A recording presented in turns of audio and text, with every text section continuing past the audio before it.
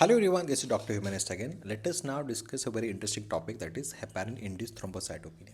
Heparin, no, we very commonly use in ICUs, like mainly for the prophylaxis of venous thromboembolism, or in the cases of DVT, pulmonary embolism, also in the treatment of myocardial infarction or ischemic stroke, right?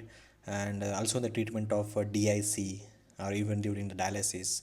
Okay, so this thrombocytopenia is one of the complications of using heparin, right? So there are mainly two types of it: type 1 hit and type 2. Type 2 hit is more dangerous. Okay, it is immune mediated and it will lead to thrombotic complications like stroke or myocardial infarction or skin necrosis, etc. Type 1, on the other hand, it is very, nothing has to be done. It is very mild, and we don't even have to stop the heparin use in the type 1. Okay, we'll see the key differences in both types. Type 1 is early onset within 1 to 4 days of starting the heparin.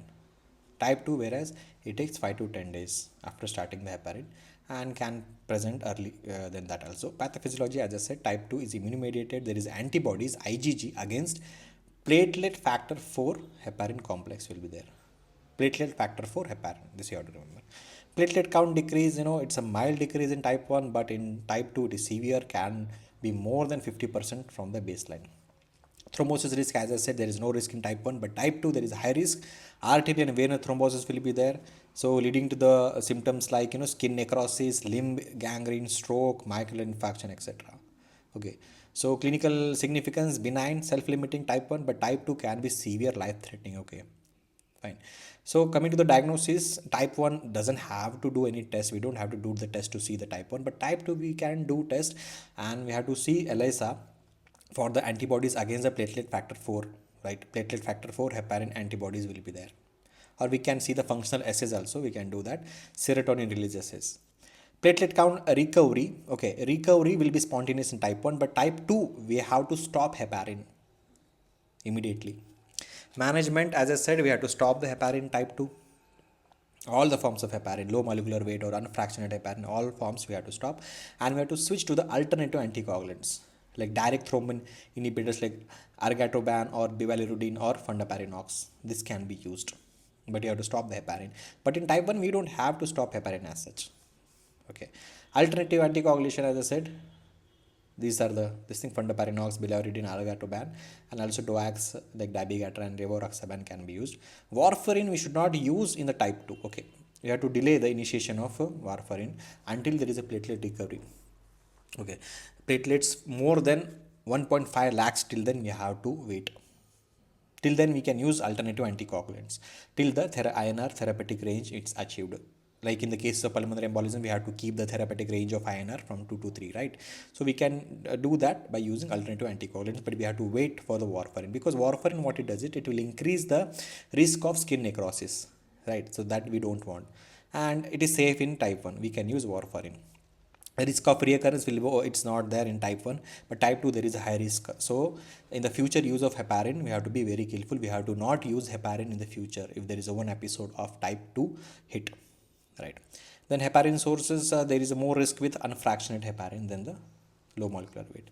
Testing recommendations: strongly recommended for type 2, not required for type 1, as I said. So there is something called 4 T's probability score. Okay, we'll see what is that thing. And skin reaction, as I said, in the type 2 only we'll get skin necrosis. So type 1 there is no need for any intervention, right? We just have to monitor. Type 2, we'll see what are the key points of management. Immediately you have to stop the heparin, all forms. You have to switch to non-heparin anticoagulants, which we saw just now. Avoid platelet transfusion, guys.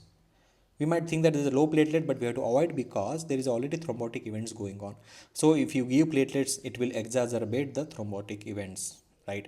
Monitor for thrombosis, right? Any signs of myocardial infarction or stroke is there.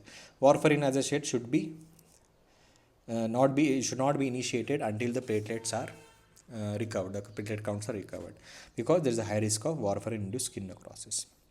So this is that 4T score. So in that we'll give points 0, 1, 2 point based on that. So what are those 4 T's? Thrombocytopenia, like 50% decrease or 30 to 50% or less than 30%. Based on that we are giving a point. Timing of platelet count fall, 5 to 10 days like that. Okay, and thrombosis or other sequelae, any signs and symptoms of thrombosis, skin necrosis or like that, and other causes of thrombocytopenia. 2 points if there is no other causes. Could be anything like sepsis induced thrombocytopenia or any other causes that we have to see.